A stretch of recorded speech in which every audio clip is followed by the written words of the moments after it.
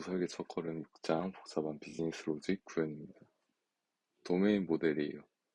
도메인 모델 패턴은 복잡한 비즈니스 로직을 다루기 위한 것입니다. 상부에 보고된 티켓은 자동으로 또는 할당된 에이전트에 의해 닫힐 수 없고 고객 또는 에이전트 매니저만 닫을 수 있다. 라는 이러한 복잡한 요구사항이 있다 하면 이러한 요구사항은 다양한 규칙 간이 그물 같은 의존성을 형성하고 있고 모든 규칙은 지원 티켓의 생명주기 관리 로직에 영향을 줍니다.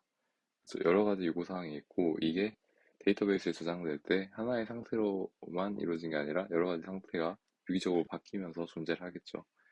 만약 액티브 레코드 객체를 사용하여 로직을 구현하면 로직이 중복되거나 일부 비즈니스 규칙이 잘못 구현되어 시스템의 상태를 손상시키기 쉽다. 여기서도 마찬가지로 쿠폰의 어떤 상태를 변경시킨다 라는 부분이 중복된다면 그 부분들이 요구사항이 변경됐을 때 그 부분들을 모두 바꿔줘야 되는데 깜빡하고 한 군데를 빼먹을 수 있잖아요. 뭐 처음에는 뭐 한 두세 군데쯤이야 두 개, 세 개 다 바꾼다 싶지만 나중에 서비스가 계속해서 성장하고 계속해서 주목된 코드가 만들어질 때는 이러한 점이 무조건 시스템적인 장애를 불러일으킬 수 있다라고 생각이 듭니다. 자, 그 다음 구현이에요. 도메인 모델은 행동과 데이터 모두를 포함하는 도메인의 객체 모델이다. 도메인 주도 개발의 전술 패턴인 애그리게이트, 밸류 오브젝트, 도메인 이벤트, 도메인 서비스는 모두 객체 모델의 구성 요소이다. 이 5장에서 나왔던 설명이죠. 이 같은 모든 패턴은 비즈니스 로직을 최우선으로 둔다는 공통 관심사가 있다. 자, 복잡성 가볼게요. 도메인 비즈니스 로직은 이미 본질적으로 복잡하므로 모델링에 사용되는 객체가 모델에 조금이라도 우발적 복잡성을 추가하면 안 된다. 모델에는 데이터베이스 또는 외부 시스템 구성 요소의 호출 구현 같은 인프라 또는 기술적인 관심사를 피해야 한다. 이 같은 제약을 따르면 모델 객체는 플레인 올드 오브젝트, 인프라 구성 요소 또는 프레임워크에 의지하지 않고 직접 협업하지 않으면서 비즈니스 로직을 구현하는 객체가 된다라고 하네요. 그렇죠. 그다음 구성 요소 한번 알아볼게요. 아까 위에서 설명드린 밸류 오브젝트와 애그리게이트, 도메인 서비스와 같은 도메인 주도 개발에서 제공하는 구성 요소와 전술적 패턴을 한 번씩 하나하나씩 보여드리도록 하겠습니다. 자, 먼저 밸류 오브젝트예요. 가장 간단한 예시로 컬러라는 클래스가 있죠. 이 클래스는 컴퓨터에서 색을 표현하는 개념과 맞게 이렇게 그 빨간색, 초록색, 파란색을 0부터 255까지의 값을 주는 그러한 객체라고 보면 되겠네요. 자, 필드 중 하나의 값이 바뀌면 새로운 색이 탄생합니다. 저 RGB 값이 1이라도 바뀌면 그 색은 또 다른 색이 되는 거죠. 그럼 같은 값을 갖는 두 개 이상의 색은 존재하지 않는다. 이 셋의 값이 똑같은 두 개의 객체가 존재한다면 그 색깔은 둘 다 똑같은 색을 의미하는 것이므로 두 개 이상의 색은 존재하지 않습니다. 같은 색의 두 인스턴스는 반드시 같은 값을 갖고요. 그러므로 색을 식별하기 위한 명시적인 식별 필드가 필요 없습니다. id 필드와 같은 값을 갖는 두 개의 행을 만들 수 있게 하는 것은 불필요한 행위다. 하는 것도 알 수 있네요. 자, 밸류 오브젝트를 사용하면 짧은 변수 이름을 사용하더라도 의도를 명확하게 전달합니다. 방금 위에서 말한 것처럼 RGB 값을 필드 하나하나씩 두는 것보다 컬러라고 하나로 묶어둔다면 훨씬 이해하기가 쉽겠죠. 의도도 명확하고요. 유효성 검사 로직이 밸류 오브젝트 자체에 들어있기 때문에 값을 할당하기 전에 유효성 검사를 할 필요가 없다. 위에 코드에는 나와 있지 않지만 어, 이 RGB 값은 0부터 255까지만 들어갈 수 있다라는 유효성 검사를 생성자에 같이 추가를 해주게 되면 유효성 검사를 따로 할 필요 없이 생성자에서 알아서 해주게 됩니다. 그러니까 따로 추가할 필요가 없죠. 값을 조작하는 비즈니스 로직을 한 곳에 모을 때 더욱 증가를 발휘한다. 응집된 로직은 한 곳에서 구현되고 쉽게 테스트를 할 수 있다. 자, 한 곳에 모을 때 더욱 증가를 발휘하는 건 중복된 코드를 발생시키지 않는 거죠. 컬러라는 값객체 안에 모든 걸 이와 관련된 비즈니스 로직들을 넣을 수 있으니까 어, 원래 비즈니스 로직 코드에서는 이러한 복잡성이 좀 더 줄어들 수 있게 됩니다. 자, 해당 예시가 있고요. 위커터스 언어를 사용하게 되므로 코드에서 비즈니스 도메인의 개념을 표현하게 된다. 시스템의 타입이 풍부해지고 사용하기 직관적이다. 직관적이다라는 게 가장 큰 장점인 것 같아요. 믹스드 위드, 뭐, 프롬 RGB와 같이 이러한 아주 명확한 의미를 가진 메소드명들을 지을 수 있게 됨으로써 개발자가 개발하는데 이해하기 쉽고 유지보수하기 편한 그런 메소드명이 될 수 있을 것 같습니다. 그 다음, 밸류 오브젝트의 구현이에요. 밸류 오브젝트는 불변의 객체로 구현되므로 밸류 오브젝트에 있는 필드가 하나가 더 바뀌면 다른 값이 생성되는 개념입니다. 밸류 오브젝트의 동일성은 id 필드나 참조 대신 값을 기반으로 하므로 동일성 검사 함수를 오버라이드해서 적절히 구현하는 것이 중요하죠. 자바 같은 경우에는 equals 같은 메소드를 오버라이드 해가지고 각 객체에 맞게 같은 RGB 값이 있으면 같은 객체라고 true 값을 리턴해 줄 수 있는 그러한 오버라이드를 해서 제공해 주면 됩니다. 자, 다음 밸류 오브젝트를 사용하는 경우 가능한 모든 경우에서 사용하는 게 좋고요. 코드의 편협을 높여주고 분산되기 쉬운 비즈니스 로직은 한데 묶어줄 뿐만 아니라 코드를 더욱 안전하게 해줍니다. 불변이기 때문에 내부 동작은 부사형과 동시성 문제가 없게 되고요. 예를 들어 밸류 오브젝트가 아닌 원시 타입 롱인트를 돈으로 표현하면 돈과 관련된 비즈니스 로직을 한 곳에 모아두는 것이 제한적일 뿐만 아니라 반올림 오류와 기타 정확도 관련 문제와 같은 부하가 발생하는 경우가 다단 단점이 있지만 이거를 밸류 오브젝트, 그러니까 프라이스라는 객체로 한 군데 모아둔다면 뭐 내 비즈니스 로직에서는 돈이 마이너스가 될 수 없어라는 요구사항이 있다면 그거를 막아둘 수 있겠죠. 음수가 되면 예외를 던진다던가 뭐 그렇게 이 비즈니스 로직에 맞게 내가 사용하는 서비스에 맞게 입맛에 맞게 맞출 수 있게 됨으로써 훨씬 의미가 명확해지고 장애를 일으킬 가능성이 줄어들게 됩니다. 자, 그 다음 엔티티예요. 엔티티는 밸류 오브젝트와 정반대라고 하네요.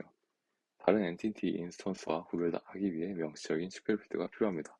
아까 위에서 말씀드린 것처럼 밸류 오브젝트는 id 필드가 필요 없었죠. 같은 값을 유지한다면 같은 객체를 처리하기 때문에. 하지만 엔티티와 같은 경우에는 이와 같은 예시가 있는데 다른 사람이 같은 이름을 가지고 있는 경우 식별 필드가 필요합니다. 저와 똑같은 이름을 가진 다른 사람이 저는 아니잖아요.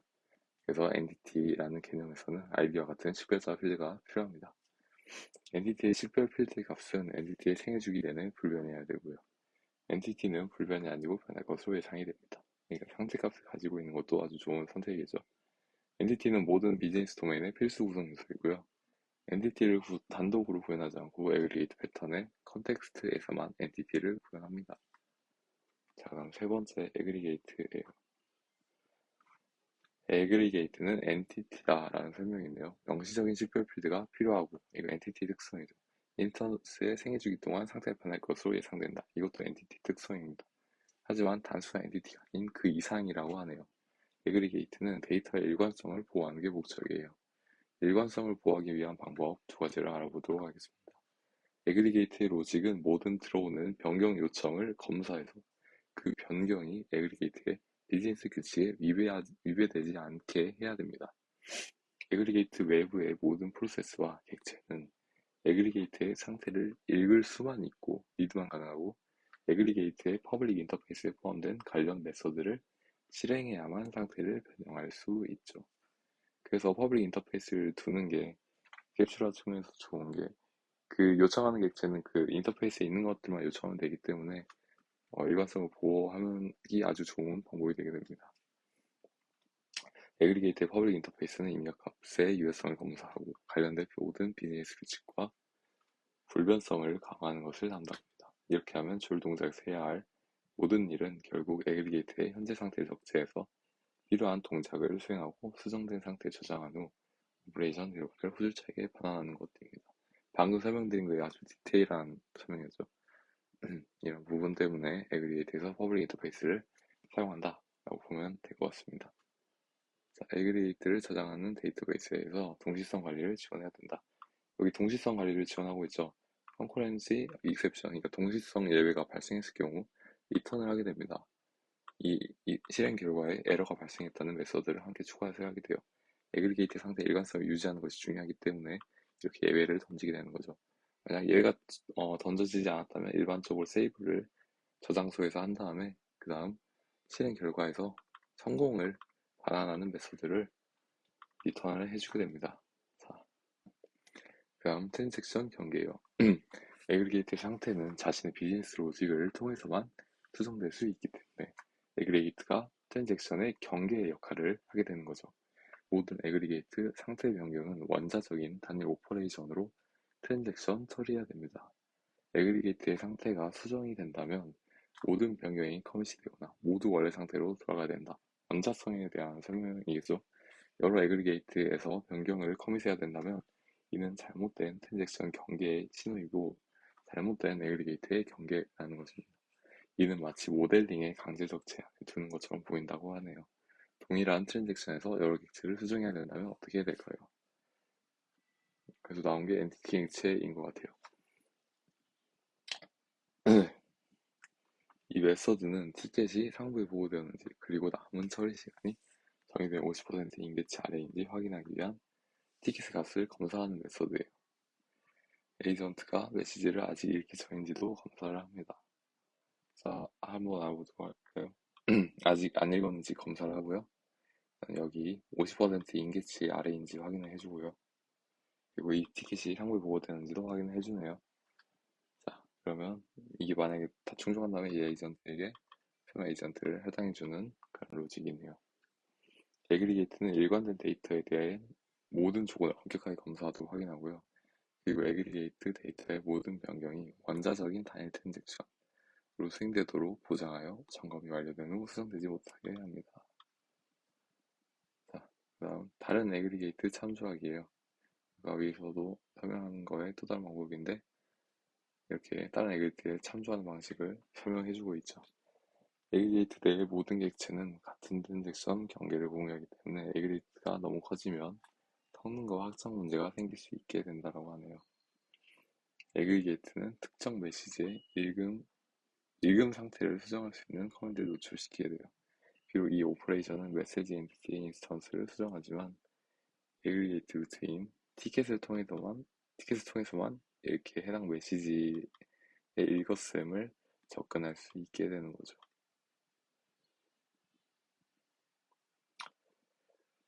그다음 네 번째는 도메인 이벤트예요. 도메인 이벤트는 비즈니스 도메인에서 일어나는 중요한 이벤트를 설명하는 메시지입니다. 티켓이 할당되거나 티켓이 상부에 보고되거나 메시지가 수신되면 모두 상태가 변경되는 것과 연관성이 많죠. 도메인 이벤트는 이미 발생한 것이기 때문에 과경으로 명명을 이렇게 합니다. 할당됨, 보고됨, 수신됨. 다음 도메인 이벤트는 에그리게이트의 퍼블릭 인터페이스의 일부이고요. 에그리게이트는 자신의 도메인 이벤트를 발행합니다. 다른 프로세스 에그리게이트 외부 시스템도 이 도메인 이벤트를 구독할 수 있고 도메인 이벤트에 반응하는 자신만의 로직을 실행할 수 있어요. 그러니까 여러 가지 에그리게이트의 경계가 서로 넘나드는 이러한 복잡한 로직이 많은 실제 서비스 상에서는 이렇게 이 도메인 이벤트 도메인 이벤트도 좋은 해결법이 될 수 있는 거겠죠. 구독하며 그 다음 이벤트에 반응하는 로직을 실행함으로써요. 도메인 이벤트를 여기 저장해 주네요. 다음 실행 메서드예요. 이거는 아까 하는 로직과 비슷하죠. 이벤트에서 티켓 하는 이벤트를 여기 넣어주고 이 도메인 이벤트에 넣어주게 됩니다. 이 도메인 이벤트를 구독하는 다른 에그리게이트는 이걸 통해서 하지만 로직을 실행할 수 있다는 거죠. 다음 티켓 에그리게이터에는 새로운 도메인 이벤트가 인스턴스가 만들어지고 이게 도메인 이벤트 인스턴스가 만들어지는 과정이죠. 다음 티켓의 도메인 이벤트 모음에 추가된다. 어펜드 추가된다. 볼 수 있습니다.